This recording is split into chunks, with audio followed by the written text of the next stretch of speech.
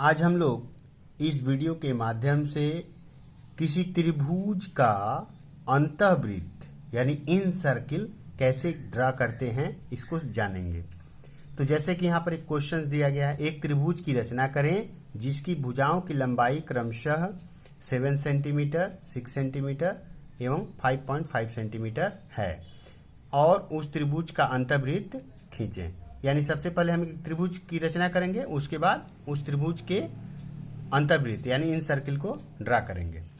तो सबसे पहला कुछ स्टेप्स हैं, उनको हम लोग जानेंगे कि अंतःवृत्त खींचने के लिए यानी इन सर्कल ड्रा करने के लिए हमको क्या क्या करना चाहिए। तो सबसे पहला काम है त्रिभुज की रचना करना, ये हमको आना चाहिए। त्रिभुज किस, यहाँ पर जैसे कि एक विषम बाहु त्रिभुज दिया गया, तीनों भुजाओं की लंबाइयां दी गई हैं। तो त्रिभुज कैसा भी दिया जा सकता है, किसी भी कंडीशन में दिया जा सकता है। तो हमें त्रिभुज की रचना कंस्ट्रक्शन करने आना चाहिए। उसके बाद क्या करेंगे, त्रिभुज के किन्हीं दो कोणों के समद्विभाजक खींचेंगे, यानी त्रिभुज के किन्हीं दो कोणों को लेकर के उनको समद्विभाजित करेंगे। थर्ड स्टेप में दोनों कोणों के समद्विभाजक जिस बिंदु पर एक दूसरे को काटेंगे, यानी जो समद्विभाजक होंगे दोनों किसी न किसी एक बिंदु पर दोनों काटेंगे, तो उस बिंदु से होकर दोनों कोणों के बीच वाली भुजा पर, यानी जो दो कोणों को हम लोग समद्विभाजित कर रहे हैं उसके बीच में जो भुजा है उसके ऊपर लंब डालेंगे कि उस बिंदु से होकर। उसके बाद 4 नंबर स्टेप, लंब जिस बिंदु पर बीच वाली भुजा को काटेगा उस बिंदु से तथा पहले जो बिंदु मिला था दोनों के बीच की दूरी ही उस अंतःवृत्त का अर्धव्यास होगा। अब उस दोनों कोणों के समद्विभाजक जिस बिंदु पर एक दूसरे को काटे हैं उसी को केंद्र मानकर इस अर्धव्यास को लेकर के वृत्त को खींच देंगे तो हमारा अंतःवृत्त हो जाएगा।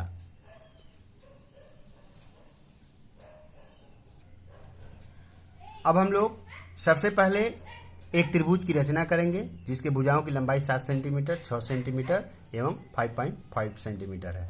तो सबसे पहला काम यही होगा कि हम लोग तीनों भुजाओं को एक जगह पर खींच लेंगे ताकि उसका मेजरमेंट लेने में सुविधा हो। जैसे पहले मैंने ले लिया 7 सेंटीमीटर का, ये हमारा 7 सेंटीमीटर का एक सरल रेखा हो गया। सेकेंड है 6 सेंटीमीटर, हमने 6 सेंटीमीटर का एक सरल रेखा ड्रा किया। और थर्ड जो है वो 5.5 सेंटीमीटर है। तो इसको हम लोग चाहें तो यहाँ ड्रा कर सकते हैं और नहीं तो डायरेक्ट इसी को हम लोग आधार बना देंगे। तो ये हमारा 7 सेंटीमीटर है और ये हमारा 6 सेंटीमीटर है। तो हम जो 5.5 सेंटीमीटर का सरल रेखा है इसी को हम क्या करेंगे, आधार बना देंगे 5.5 सेंटीमीटर। ये हमारा 5.5 सेंटीमीटर का आधार बन गया। इसका नाम हम कर दिए BC। इसके बाद कंपास लेंगे और इस 7 सेंटीमीटर के दूरी जो सरल रेखा है 7 सेंटीमीटर की लंबी सरल रेखा जो है इसको मापेंगे। जैसे कि हम लोग देख पा रहे हैं, माप लिए। बी को केंद्र मानेंगे, सेंटर लेट करेंगे और एक आर्क कट करेंगे। इसी प्रकार ये जो 6 सेंटीमीटर सरल रेखा जो है इसको लेंगे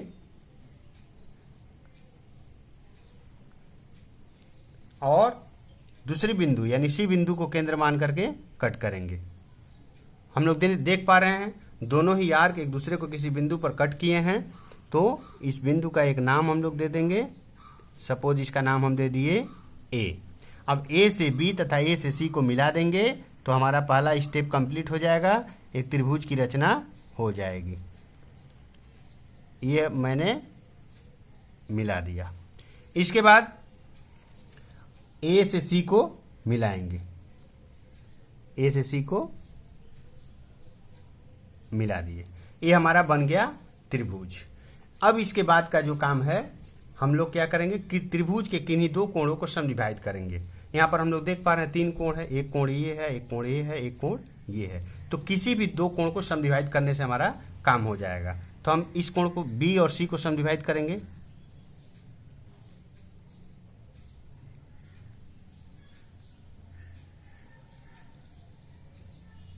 यहाँ पर मैंने एक आर्क कट किया और दोनों आर्क, ये जो आर्क है दो सरल रेखाओं को यानी ऊपर नीचे जहाँ पर कट कर रहा है उसको सेंटर लेट करेंगे और एक आर्क इधर कट करेंगे और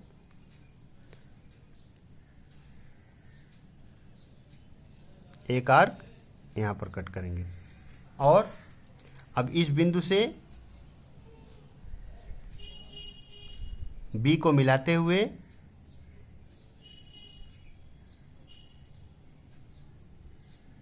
आगे बढ़ा देंगे। यह काम बहुत ही सावधानी पूर्वक करना पड़ेगा क्योंकि कोणों के समद्विभाजक अगर ठीक से नहीं होंगे तो जो अंतःवृत्त मिलेगा उसमें त्रुटि होगी, वो शुद्ध नहीं होगा।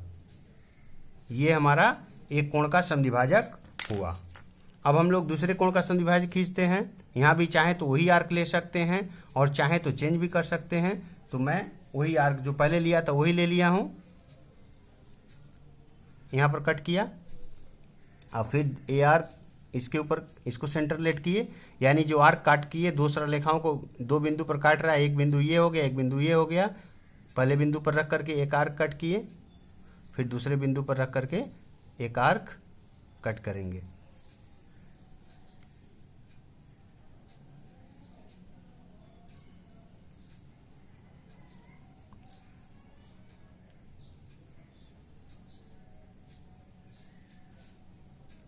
यहाँ भी देख पा रहे हैं दोनों आर्क एक दूसरे को काटे हैं और उस बिंदु से होते हुए सी को मिलाते हुए आगे बढ़ा देंगे।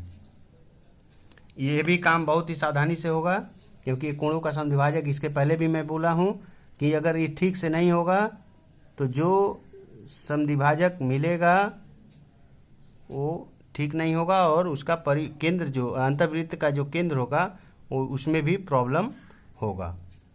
अब हम लोग देख पा रहे हैं दोनों समद्विभाजक यानी कोण बी का समद्विभाजक और कोण सी का समद्विभाजक एक दूसरे को किसी बिंदु पर कट कर रहे हैं। अब इस बिंदु को केंद्र मानेंगे।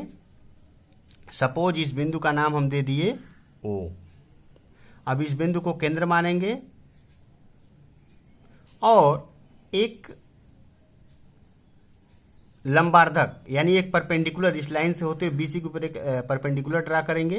तो इसके लिए तरीका क्या है, एक आर्क बीसी के ऊपर खींचा गया उसको केंद्र मान करके, उसके बाद वो आर्क जहां कट किया है, जहां बीसी को कट किया है उसको दोनों बिंदुओं को लेंगे। दोनों बिंदु ले लिए और एक आर्क पहले बिंदु पर रखकर कट किए, फिर दूसरे बिंदु पर रख करके एक आर्क और कट किए। अब इसको जो हमारा कोणों के समद्विभाजक वाला बिंदु है और ये दोनों को मिला देंगे।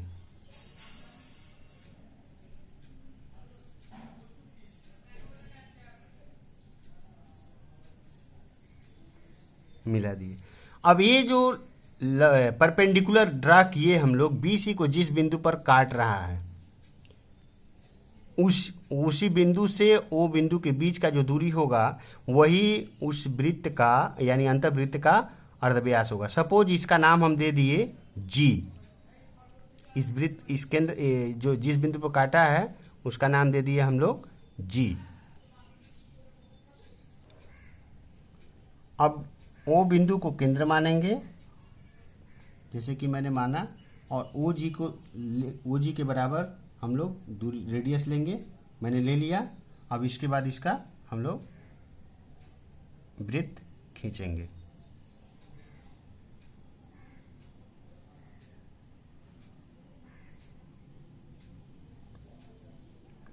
एकदम हम लोग देख पा रहे हैं एग्जैक्ट अंतःवृत्त बना है। तो फिर से एक बार हम बता दें कि जब हम लोग अंतःवृत्त खींचते हैं तो बच्चों प्रॉब्लम क्या होता है, जब ये कोणों का समद्विभाजक, ये बहुत मेन थिंग है इस कंस्ट्रक्शन के लिए। ये कोणों का समद्विभाजक बहुत ही सावधानी पूर्वक करना पड़ता है। यदि कोणों का समद्विभाजक ठीक नहीं होगा तो ये जो अंतःवृत्त बना है ये ठीक नहीं होगा, किसी न किसी साइड्स को या तो टच नहीं करेगा या तो बाहर चला जाएगा।